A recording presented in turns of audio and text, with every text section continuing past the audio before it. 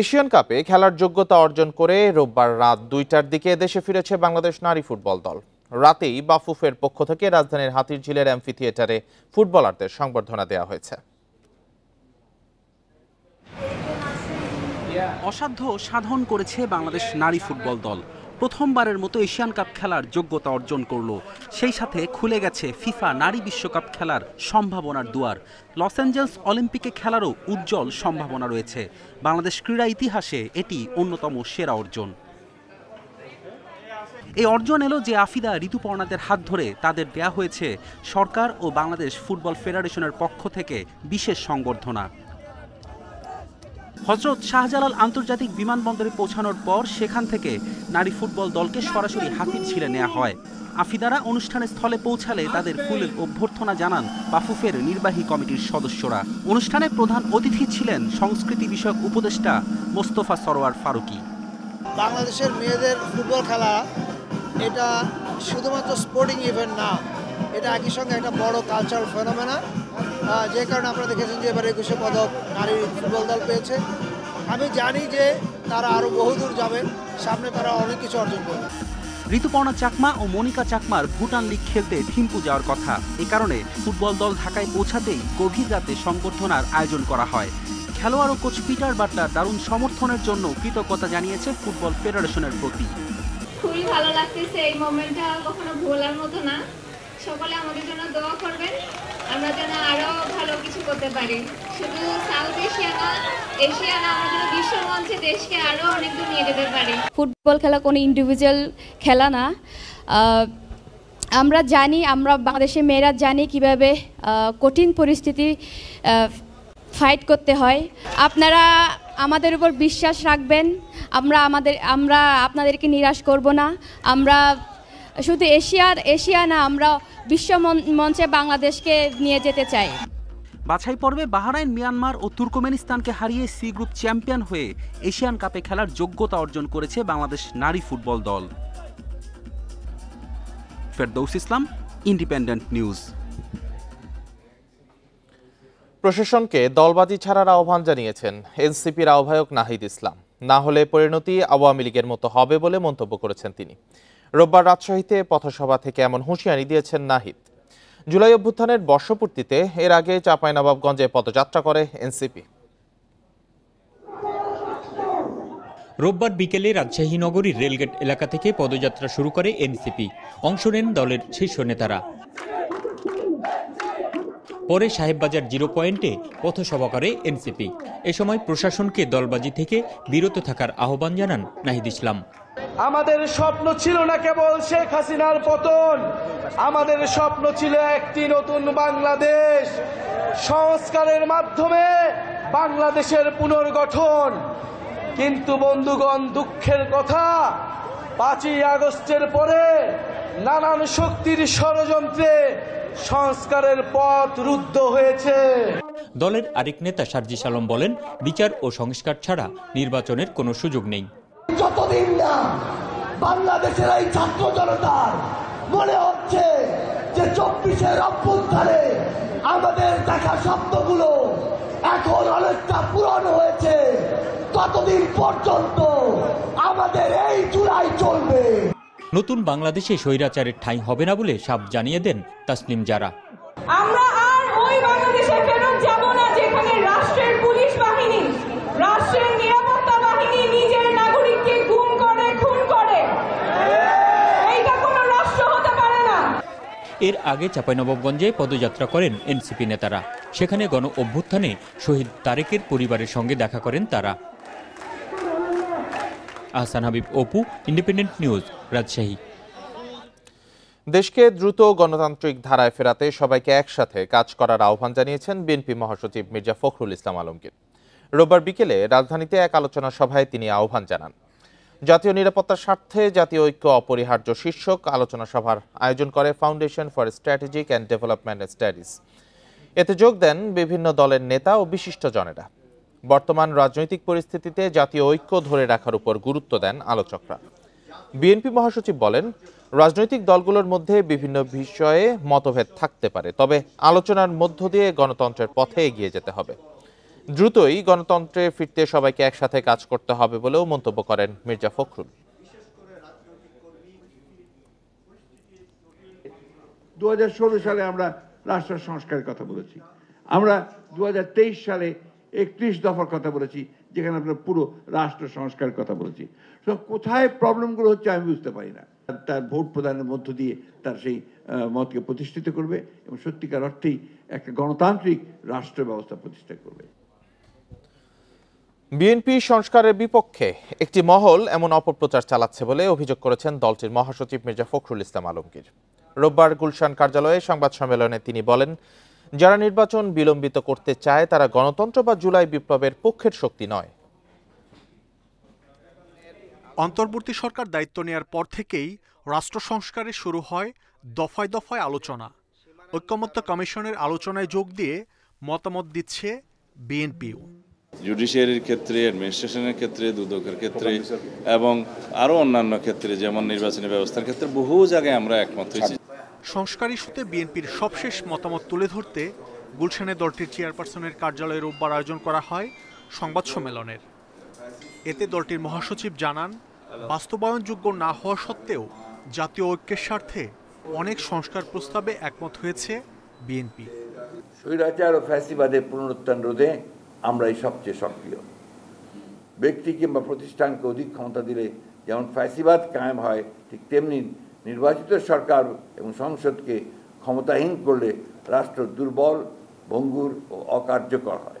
সংস্কার সম্পর্কে বিভিন্ন রকম আপনার কথা বলছেন যেগুলো সঠিক নয়। বিএনপি সম্পর্কে একটা ভুল ব্যাখ্যা দেওয়া, তার সম্পর্কে আপনার বিরূপ মনোভাব সৃষ্টি করার চেষ্টা, এটাতে লাভ হবে না।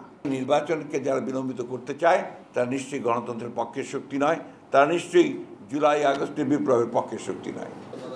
সংবাদ সম্মেলনে প্রধানমন্ত্রীর মেয়াদ নিয়েও দলের অবস্থান তুলে ধরে বিএনপি।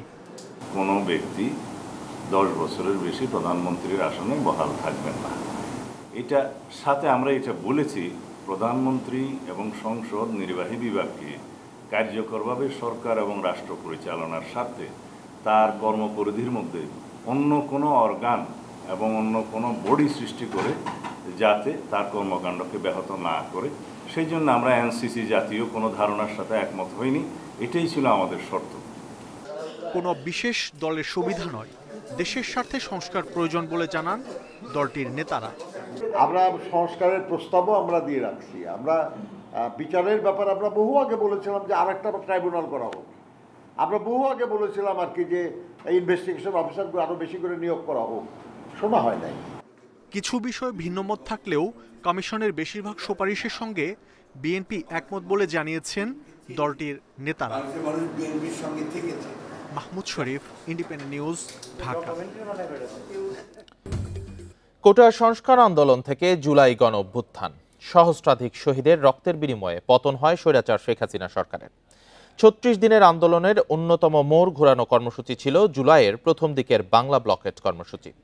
আওয়ামী সন্ত্রাসীদের রক্তচক্ষু উপেক্ষা করে এই কর্মসূচি সফল করেন শিক্ষার্থীরা।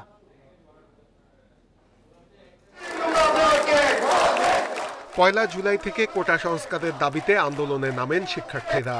2 জুলাই বিকেলে শিক্ষার্থীরা শাহবাগ মোড় অবরোধ করেন। দাবি আদায়ে 5 জুলাই পর্যন্ত বিকেলে একটি নির্দিষ্ট সময় ধরে শাহবাগ অবরুদ্ধ করে শিক্ষার্থীরা। স্বৈরাচার হাসিনা সরকার দাবি উপেক্ষা করলে এবার 7 জুলাই থেকে বাংলা ব্লকেট কর্মসূচি দেয় শিক্ষার্থীরা।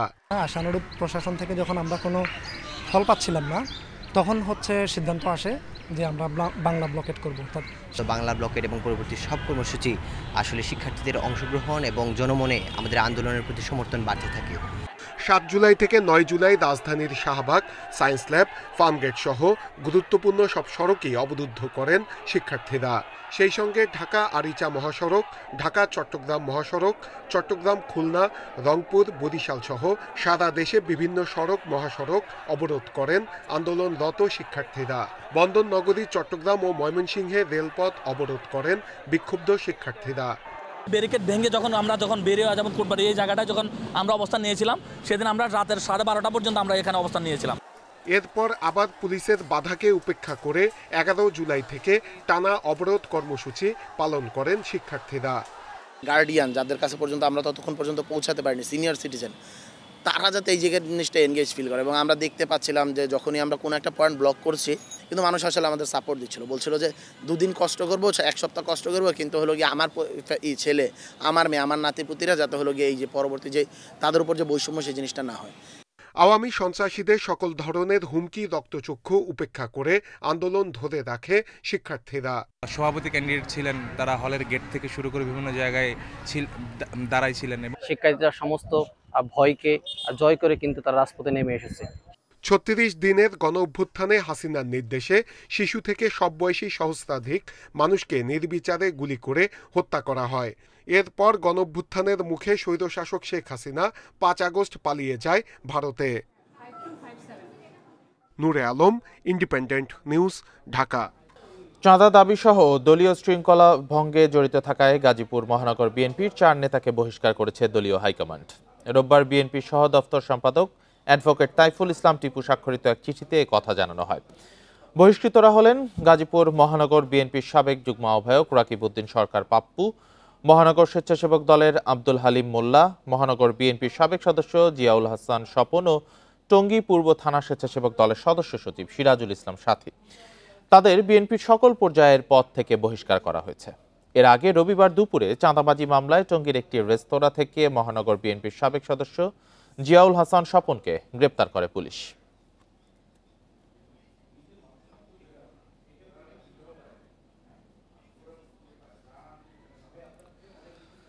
আগামী কয়েক মাস সারা দেশে ডেঙ্গুর সংক্রমণ বাড়ার আশঙ্কা করছেন জনস্বাস্থ্য বিশেষজ্ঞ ও চিকিৎসকরা। গত 1 মাসে আক্রান্ত হয়েছেন 6,500-এর বেশি মানুষ, আর মারা গেছেন 22 জন। পরিস্থিতি মোকাবেলায় তৃণমূল পর্যায়ে পরীক্ষা ও চিকিৎসা সুবিধা নিশ্চিতে এখনই ব্যবস্থা নেওয়ার পরামর্শ তাদের। সেই সঙ্গে মশা নিধন কার্যক্রম আরও জোরদারের পাশাপাশি বাড়াতে হবে জনসচেতনতা। রাজধানী সহ সারা দেশেই বাড়ছে ডেঙ্গু রোগীর সংখ্যা। তবে উপজেলা বা ইউনিয়নে পরীক্ষা ও চিকিৎসার যথাযথ ব্যবস্থা না থাকায় চাপ বাড়ছে রাজধানী সহ বিভিন্ন বড় শহরগুলোতে। জ্বর, তীব্র গা ব্যথা, পেট ব্যথা সহ নানা উপসর্গ নিয়ে প্রতিদিনই হাসপাতালগুলোতে আসছেন নতুন রোগী। আলাদা ডেঙ্গু ইউনিটে চিকিৎসা দেওয়া হচ্ছে তাদের। রাজধানীর পাশাপাশি অন্যান্য এলাকা থেকে আসা রোগীর ভিড় সামলাতে হচ্ছে চিকিৎসকদের। গত 1 মাসেই কেসের পরিমাণ বেশি পাচ্ছি, ধীরে ধীরে রাইজ করছে। বাহির থেকে অনেক দূর থেকে পেশেন্ট আসছে, এই প্রবণতা এখনো অত বেশি না। জনস্বাস্থ্য বিশেষজ্ঞরা শঙ্কা করছেন মশা নিধন কার্যক্রম কাঙ্ক্ষিত পর্যায়ে না পৌঁছানোয় এবং সাধারণের সচেতনতার অভাবে সংক্রমণ আরও বাড়বে। মশার বিস্তারের ধরন, এটা যতগুলো জরিপ হয়েছে সবগুলো দেখা যাচ্ছে ঊর্ধ্বগতি। যদি ভিন্ন সেরোটাইপ এই বছর হয় গতবারের চাইতে, তাহলে কিন্তু গুরুতর রোগীর সংখ্যা অনেক বাড়বে। সেদিক দিয়েও কিন্তু আমাদের একটা খুবই আশঙ্কার বিষয় আছে। রোগীর চাপ মোকাবিলা এবং সেবা নিশ্চিতে বিকেন্দ্রীকরণকে একমাত্র সমাধান মনে করছেন চিকিৎসক ও জনস্বাস্থ্য বিশেষজ্ঞরা। প্রচুর জ্বরের পেশেন্ট এখন, যে কেউ যে কোনোভাবে জ্বরে আক্রান্ত হতে পারে ডেঙ্গি, চিকুনগুনিয়া, কোভিড অথবা সিজনাল ফ্লু। এটা নিজে থেকে বোঝা কঠিন। আপনি নিকটস্থ কোনো একটা হাসপাতালে যান। এই রোগীর চাপটাকে বিকেন্দ্রীকৃত করা উচিত, যেন যারা টেস্ট করতে চান তারা যেন তার বাসার কাছেই সরকারি হারে টেস্টটা করতে পারেন। কিন্তু সবাইকে যদি বড় বড় হাসপাতালে এসে ভিড় করে টেস্ট করার জন্য, পর্যবেক্ষণ করার জন্য, প্রাথমিক চিকিৎসার জন্য, তাহলে কিন্তু গুরুতর রোগীর সংখ্যা বাড়লে সেটা সামাল দেওয়া যাবে না। ঘরবাড়ি ও আশপাশের পরিবেশ পরিচ্ছন্ন রাখতে নিয়মিত সরকারি কার্যক্রমের তাগিদ বিশেষজ্ঞদের। পাশাপাশি মশা নিধনে ব্যাপক জনসচেতনতা তৈরি করতে সামাজিক আন্দোলনের রূপ দেওয়ার আহ্বান তাদের। শাহাদাত স্বপন, ইন্ডিপেন্ডেন্ট নিউজ, ঢাকা। এ বিষয়ে আরো জানাতে বরিশাল থেকে যুক্ত হয়েছেন সহকর্মী আল-আমিন। আল-আমিন, বরিশালে ডেঙ্গু পরিস্থিতি অনেকটা ভয়াবহ বলে খবর পাওয়া যাচ্ছে, তো কি পরিমাণ রোগী আসলে আক্রান্ত হয়েছেন ডেঙ্গুতে এবং হাসপাতালগুলোতে চিকিৎসা কেমন চলছে? এই ডেঙ্গু নিয়ন্ত্রণে মশক নিধন এবং জনসচেতনতা বাড়াতে কি উদ্যোগ নেওয়া হচ্ছে?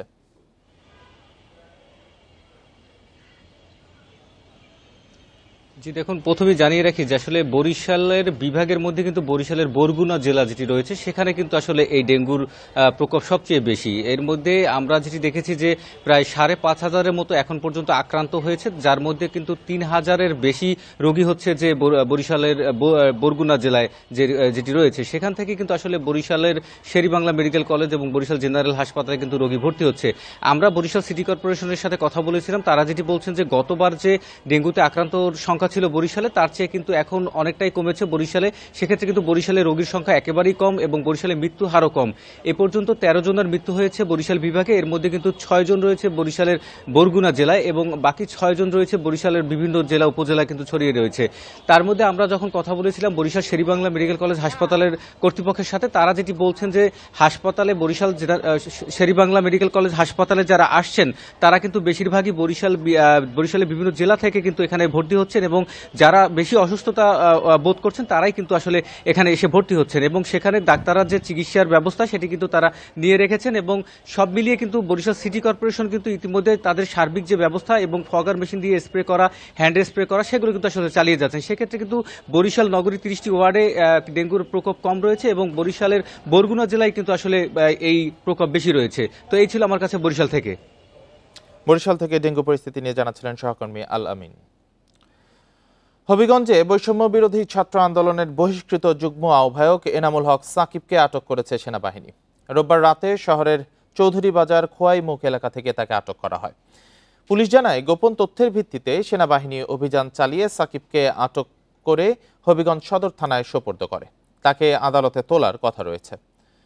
গত 9 মে সন্ধ্যায় হবিগঞ্জে আওয়ামী লীগ নিষিদ্ধের দাবিতে সড়ক অবরোধ ও বিক্ষোভ মিছিল শেষে বৈষম্য বিরোধী ছাত্র আন্দোলনের সদস্য সচিব মাহাদি হাসান সহ 4 জনকে পিটিয়ে আহত করার অভিযোগ ওঠে সাকিবের বিরুদ্ধে। এ ঘটনায় সাকিবকে প্রধান আসামি করে মামলা দায়ের করা হয়। শৃঙ্খলা ভঙ্গের অভিযোগে 6 মে সংগঠন থেকে বহিষ্কার করা হয় তাকে।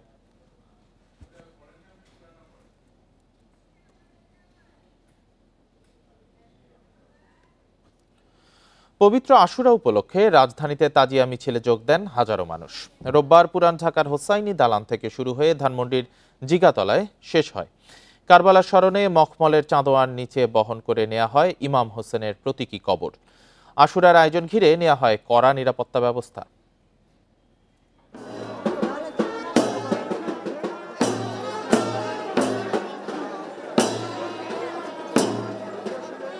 পরনে কালো কাপড়, মাথায় বাঁধা কালো পতাকা, শিশু থেকে বৃদ্ধ সব বয়সী নারী পুরুষের কণ্ঠে শোকের মাতম।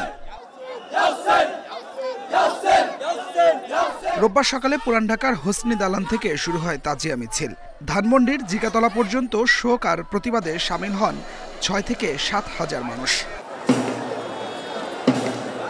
তারা বলেন, কারবালার প্রান্তরে মহান আত্মত্যাগ, অন্যায় অত্যাচারের বিরুদ্ধে সোচ্চার হয়ে ন্যায়ের পথে চলার সাহস ও শক্তির উৎস। সব ধরনের অন্যায়ের বিরুদ্ধে মুসলমানদের ঐক্যের আহ্বান তাদের।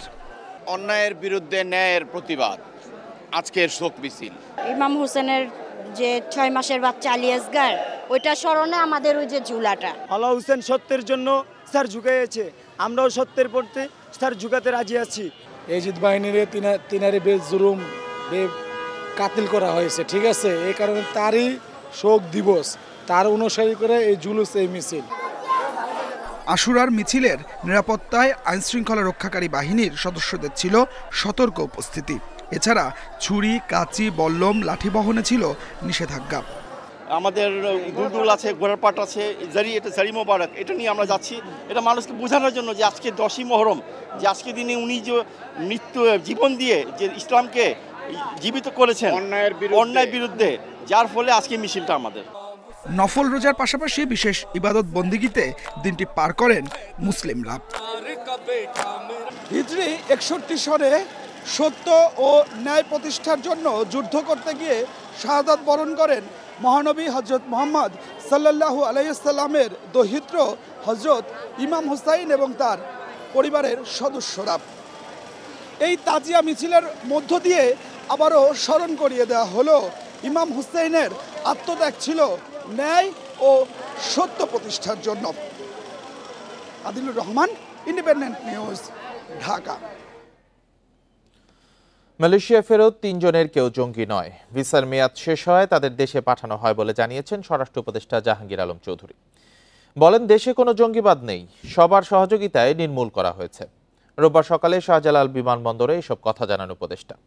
পরে উত্তরা পূর্ব থানায় তিনি বলেন, জাতীয় নির্বাচনে নিরাপত্তায় প্রস্তুত আইনশৃঙ্খলা বাহিনী। রোববার সকাল 11টার দিকে হজরত শাহজালাল আন্তর্জাতিক বিমানবন্দরের রপ্তানি কার্গো ভিলেজ ও বিএডিসি হিমাগার পরিদর্শন করেন স্বরাষ্ট্র উপদেষ্টা। সম্প্রতি মালয়েশিয়ায় জঙ্গি সন্দেহে ৩৬ বাংলাদেশি আটক ও ৩ জনকে ফেরত পাঠানোর বিষয়ে সাংবাদিকরা প্রশ্ন করলে উপদেষ্টা জানান, আটকদের বিরুদ্ধে জঙ্গি কার্যক্রমের অভিযোগে বাংলাদেশের কোনো সম্পৃক্ততা নেই। ওই 5 জনদের আসা হয় নাই, তাদের সাথে আমাকে সরকারি লেভেলে যোগাযোগের চেষ্টা করা হইতেছে, আমরা ইনভেস্টিগেশন করে দেখি। বাংলাদেশে জঙ্গিবাদের কোনো অবস্থান নাই, এখানে কোনো ধরনের জঙ্গিবাদ নাই। আপনাদের সহযোগিতায় কিন্তু এখানে জঙ্গিবাদ নির্মূল করে দেওয়া হয়েছে। পরে ইন্ডাস্ট্রিয়াল পুলিশের সদর দপ্তর ও উত্তরা পূর্ব থানা পরিদর্শন করেন স্বরাষ্ট্র উপদেষ্টা। নির্বাচনে আইন শৃঙ্খলা নিয়ন্ত্রণে রাখতে রাজনৈতিক দলসহ সবার প্রস্তুতি প্রয়োজন বলেন তিনি। সবচেয়ে বেশি প্রস্তুতি দরকার যারা ইলেকশনে পার্টিসিপেট করবে তাদের। আমাদের প্রস্তুতি ঠিক আছে, সবার প্রস্তুতি যদি হয়, 4টার প্রস্তুতি একসাথে হলে কোনো অসুবিধা, আমাদের প্রস্তুতি কোনো ঘাটতি নেই। মবের মাধ্যমে বিশৃঙ্খলা এবং ধর্ষণ নিয়ন্ত্রণে আইন শৃঙ্খলা বাহিনীকে কঠোর হওয়ার নির্দেশ দেওয়া হয়েছে জানান উপদেষ্টা। আল আমিন হোসেন, ইন্ডিপেন্ডেন্ট নিউজ, ঢাকা। গত বছর মার্চে পরীক্ষামূলকভাবে জ্বালানি তেল খালাস হয় সমুদ্রের নিচের পাইপলাইনে, কিন্তু এখনও বাণিজ্যিক ব্যবহারে আসেনি ৭,০০০ কোটি টাকার প্রকল্পটি। বিপিসি বলছে, পরিচালন ঠিকাদার নিয়োগে উন্মুক্ত দরপত্র হয়েছে। আগামী জানুয়ারিতে প্রকল্প চালুর আশা সংস্থাটির। অর্থনীতিবিদরা বলছেন, বড় বিনিয়োগের সুফল পেতে দরপত্র প্রক্রিয়া দ্রুত করতে হবে। কম খরচে দ্রুত জ্বালানি তেল খালাসে ২০১৫ সালে single point mooring with double pipeline বা এসপিএম প্রকল্প হাতে নেয় সরকার। চীনের আর্থিক ও কারিগরি সহযোগিতায় প্রকল্পের প্রাথমিক ব্যয় ধরা হয় প্রায় ৫,০০০ কোটি টাকা। পরে ৩ দফায় বেড়ে হয় ৭,১২৫ কোটি।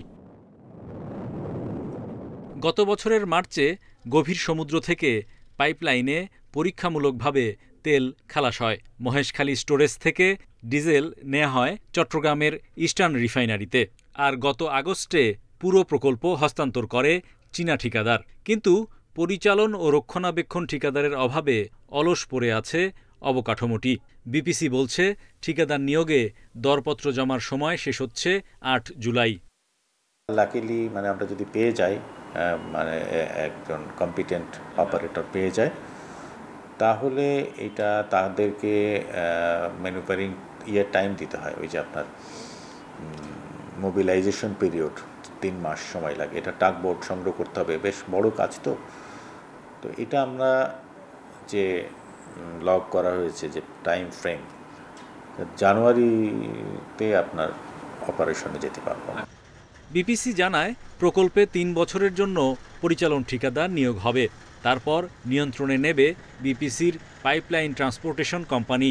বিশেষজ্ঞরা বলছেন, জ্বালানি তেল খালাসে বছরে ৮০০ কোটি টাকা সাশ্রয়ের সুযোগ দ্রুত কাজে লাগানো উচিত। যদিও এটা জীবাশ্ম জ্বালানি, কিন্তু যেহেতু এটা আমাদের ব্যবহারের ইমিডিয়েট কোনো বিকল্প নেই, সুতরাং সেদিক থেকে হয়তো এটির এই লাইনটি যদি দ্রুত ব্যবহার করা যায়, তাহলে আসলে সরকারের অর্থ সাশ্রয় হবে। এই মুহূর্তে সরকারের যেহেতু রাজস্ব ঘাটতি রয়েছে, রাজস্ব একটা চাপ রয়েছে, সেখানে এই ধরনের একটা সাশ্রয় সরকারের আর্থিক প্রণোদনার হিসেবেই সেটাকে বিবেচনা করা যেতে পারে। এসপিএম প্রকল্পের 2 পাইপলাইনে বছরে খালাস করা যাবে ৯০ লাখ টন পরিশোধিত ও অপরিশোধিত জ্বালানি তেল। Hari Saha, independent news, Dhaka. নীলফামারীতে শ্রমিকের কল্যাণে শ্রম কল্যাণ কেন্দ্র থাকলেও তা কখনো কাজেই আসে না। প্রচারণা না থাকায় এই কেন্দ্রটির কথা জানেন না শ্রমিকরা। অথচ স্বাস্থ্যসেবা, বিনোদন সহ নানান সুযোগ সুবিধা দেওয়ার কথা থাকলেও বছরের পর বছর পড়ে আছে বেহাল। ১৯৭৮ সালে নীলফামারীর সৈয়দপুরে গড়ে তোলা হয় শ্রম কল্যাণ কেন্দ্র। শ্রমিকদের খেলাধুলা, বই পড়া, সংবাদপত্র পাঠের মতো বিনোদনের কথা থাকলেও নেই এসবের কিছুই। জরাজীর্ণ ভবনে নামমাত্র চালু রয়েছে কার্যক্রম। আমরা যাইলে ডাক্তার পাই না, ওষুধ পাই না, কখনো দেখি এইটা নাই ওইটা নাই, আমাদেরকে বলে। শ্রমিক কল্যাণ কেন্দ্র একটা সংস্থা আছে বা একটা আছে, আমরা তো কোনোদিন শুনি নেই। মানুষ অসুস্থ হইলে তো অনেক সময় আসা যায় না আর কি। তো তো এই সময়গুলোতে যদি আর কি আমাদের অতিরিক্ত একজন ডাক্তার থাকলো তাহলে আর কি মানে উনি এই সেবাটা আর কি দিতে পারতেন আর কি। প্রচার না থাকায় শ্রম কল্যাণ কেন্দ্রটির কথা জানেন না শ্রমিকরা, অথচ অর্থনীতিতে ভূমিকা রাখতে শ্রম কল্যাণ কেন্দ্রের কার্যক্রম বাড়ানোর তাগিদ সুশীল সমাজের। এখানে প্রশিক্ষণের ব্যবস্থা আছে, এখানে অনেক বিনোদনেরও ব্যবস্থা আছে যেগুলো কার্যকর নয়। আমরা আশা করি কর্তৃপক্ষের কাছে যেন এই শ্রম কল্যাণ কেন্দ্রটি পুরোপুরি চালু হয়। আমার দাবি সরকারের কাছে যে এই শ্রমিক কল্যাণ যে কেন্দ্রটা আছে এটা যেন সচল থাকে, আমাদের শ্রমিক ওখানে পৌঁছাইলে ওরা যেন সেবা পায়। শ্রমিকদের কল্যাণে কেন্দ্রটি পুরোপুরি কার্যকর রাখতে নানা উন্নয়নের আশ্বাস দিয়েছেন উপজেলা নির্বাহী কর্মকর্তা। আমাদের এখানে পর্যাপ্ত জনবল সহ ডাক্তার প্রেরণ করা হয় যাতে আমাদের শ্রমিকরা গিয়ে তাদের যে সেবাটা, আগে কিন্তু এখানে ডাক্তার ছিল এবং সেবা পেত, এবং ঔষধপত্র দেওয়া, এই কাজটা যেন আরও আমাদের কর্তৃপক্ষ এখানে পাঠানোর ব্যবস্থা করে। শ্রম কল্যাণ কেন্দ্রটিতে একটি হলরুম, খেলাধুলার সরঞ্জাম সহ রয়েছে ৫০০ শতাধিক বই। তবে রক্ষণাবেক্ষণের অভাবে সেসব ব্যবহারের অনুপযোগী হয়ে পড়েছে। Independent news. সংস্কারের অভাবে ভরাট হয়ে গেছে গঙ্গা কপোতাক্ষ সেচ প্রকল্পের খাল, বেদখল হয়ে গেছে প্রকল্পের জমি, অচল হয়ে আছে সেচ পাম্প। ঝিনাইদহে আউশ মৌসুমে পানি না পাওয়ায় বিকল্প উপায়ে সেচ দিতে হয়েছে চাষিদের। এতে কয়েক গুণ বেড়ে গেছে উৎপাদন খরচ। দক্ষিণ পশ্চিমাঞ্চলের 4টি জেলায় সেচ সুবিধা নিশ্চিতে পাম্প মেরামত ও খাল পুনঃখননের দাবি কৃষকের। ঝিনাইদহে মুখ থুবড়ে পড়েছে গঙ্গা কপোতাক্ষ প্রকল্প। বন জঙ্গলে ছেয়ে গেছে প্রকল্প অফিস, লোপাট হয়েছে জানালা দরজা সহ সেচ খালের লোহার গেট। জেলার শৈলকুপা, হরিণাকুণ্ডা ও সদর উপজেলায় প্রকল্পের কয়েকশো বিঘা জমি বেদখল হয়ে গেছে। পানি আসে না, যে খাল সব মারা গেছে, এমন অবস্থা হয়ে গেছে। 5-7 বছর এদিকে খালে পানি দেওয়া হয় না, যার কারণে আমরা বড় এবং চৈতে বড় ধান লাগানোর ক্ষেত্রে পানির ক্ষেত্রে আমরা খুব ক্ষতিগ্রস্ত হই। 3টি পাম্পে 2টি অকেজো হওয়ায় আউশ মৌসুমে শ্যালো মেশিন বসিয়ে বাড়তি দামে জমিতে সেচ দিতে হয়েছে চাষিদের। বিঘাপতি গুনতে হয়েছে 8 থেকে 10,000 টাকা পর্যন্ত। 1 বিঘা জমিতে 2টা বছর চাষ করতে গেলে 8,000 টাকা পানি বিল দেওয়া লাগে। আমরা ক্ষতিগ্রস্ত হয়ে যাচ্ছি। এখন বোরিংয়ের পানি দেওয়া, সেলো ইঞ্জিল দিয়ে পানি দিয়ে যে পরিমাণ ডিজেলের দাম, এই পানিতে চাষ করে তখন সেরকম একটা উন্নত হয় না। এদিকে সেচখাল ও অবকাঠামো সংস্কার করে আগামী মৌসুমে 27,000 হেক্টর জমিতে পানি সরবরাহের আশ্বাস পানি উন্নয়ন বোর্ডের। সেচখাল এবং অবকাঠামোগুলো সংস্কার কার্যক্রম শেষ করে আগামী আমন মৌসুমে, খরিফ টু মৌসুমে ঝিনাইদহ অঞ্চলে প্রায় 27 থেকে 28,000 হেক্টর জমিতে সেচের পানি সরবরাহ করতে পারবো ইনশাল্লাহ। কুষ্টিয়া, চুয়াডাঙ্গা, ঝিনাইদহ ও মাগুরা জেলার 13টি উপজেলায় সেচ সুবিধা নিশ্চিতে 7 দশক আগে শুরু হয় জিকে প্রকল্প। Independent news. জালিয়াতি ও দুর্নীতির কারণে বেড়েই চলেছে আর্থিক প্রতিষ্ঠানের খেলাপি ঋণের পরিমাণ। বিতরণ করা ঋণের 35% বেশি খেলাপি। তাই ব্যাংকের মতো দুর্বল আর্থিক প্রতিষ্ঠানগুলোকেও একীভূত করার উদ্যোগ নিয়েছে বাংলাদেশ ব্যাংক। বিশ্লেষকরা বলছেন, শুধু সংখ্যা কমিয়ে আনা নয়, ঋণ দেওয়ার অনিয়মের সাথে জড়িতদের দ্রুত বিচারের আওতায় আনতে হবে। দেশের ব্যাংক বহির্ভূত আর্থিক প্রতিষ্ঠানের দুরবস্থা নতুন নয়। পিকে হালদার বিভিন্ন আর্থিক প্রতিষ্ঠানে যে অনিয়ম করেছে, পুরো খাত এখনও তার জের টানছে। পিকে হালদারের মালিকানা ও ব্যবস্থাপনায় ছিল এমন কয়েকটি আর্থিক প্রতিষ্ঠানে খেলাপির হার সবচেয়ে বেশি। পাশাপাশি অনিয়ম দুর্নীতির কারণে অন্যান্য আর্থিক প্রতিষ্ঠানেও খেলাপি ঋণ বেড়েই চলেছে। অন্তত 15 থেকে 20টি আর্থিক প্রতিষ্ঠানের অবস্থা চরম নাজুক। বাংলাদেশ ব্যাংকের হিসেবে মার্চ শেষে আর্থিক প্রতিষ্ঠানে খেলাপির পরিমাণ দাঁড়িয়েছে 27,189 কোটি টাকা, যা বিতরণ করা ঋণের 35% বেশি। 3 মাসের ব্যবধানে বেড়েছে 2,100 কোটি টাকা। এমন অবস্থায় আর্থিক প্রতিষ্ঠানের সংখ্যা কমিয়ে আনতে চায় বাংলাদেশ ব্যাংক। বাংলাদেশ ব্যাংক যেভাবে ব্যাংকগুলোকে আবার তাদের কীভাবে ক্রাইসিস থেকে উত্তরণ করা যায় সেই ব্যাপারে উদ্যোগ গ্রহণ করেছে, একইভাবে এনবিআইএফগুলোকেও কীভাবে নন পারফর্মিং থেকে পারফর্মিং করা যায়, আর যদি সেটা করা না যায় তো তার ব্যাপারে হয়তো বা চরম কোনো সিদ্ধান্ত গ্রহণ করতে হতে পারে। ওই উদ্যোগটা বাংলাদেশ ব্যাংক গ্রহণ করেছে। দেশের 35টি ব্যাংক বহির্ভূত আর্থিক প্রতিষ্ঠানের মধ্যে 22টি প্রতিষ্ঠান পুনর্গঠনের চিন্তা করছে বাংলাদেশ ব্যাংক। যদিও অনেক প্রতিষ্ঠান একদিকে যেমন আমানতকারীর অর্থ ফেরত দিতে পারছে না, তেমনি নতুন আমানত সংগ্রহ ব্যর্থ হচ্ছে। নন ব্যাংকগুলো করছে, মানুষের কাছ থেকে কিছু ফিক্সড ডিপোজিট নিছে, বা বিভিন্ন জায়গা থেকে বড় করেছে, করে আবার ওই লোকগুলোই, কারণ নতুন করে আর ব্যাংকের লাইসেন্স পাচ্ছে না, আবার ওই লোকগুলো এখান থেকে টাকাগুলো মারার জন্য এই কাজটা করছে। সুতরাং এদের অবজেক্টিভটাই তো খারাপ ছিল। আমার মতে তো এগুলো সব মানে অল নন ব্যাংক ফাইন্যান্সিয়াল বন্ধই করে দেওয়া উচিত, একদম একদম অ্যাক্রস দ্য বোর্ড, কারণ এদের কোনো দরকারই তো নাই। আমার বিশ্লেষকদের মতে আর্থিক প্রতিষ্ঠানগুলোর অনিয়মের দায় বাংলাদেশ ব্যাংক এড়াতে পারে না। খেলাপিদের বিরুদ্ধে বাংলাদেশ ব্যাংকে আরও কঠোর হওয়ার তাগিদ তাদের। Shafil Alam Sujan, independent news, Dhaka. আর এই ছিল এখনকার সংবাদে। ইন্ডিপেন্ডেন্ট টেলিভিশনের সব খবর আরো বিস্তারিত জানতে চোখ রাখুন ফেসবুক, ইউটিউব, এক্স। সাথে থাকার জন্য ধন্যবাদ সবাইকে।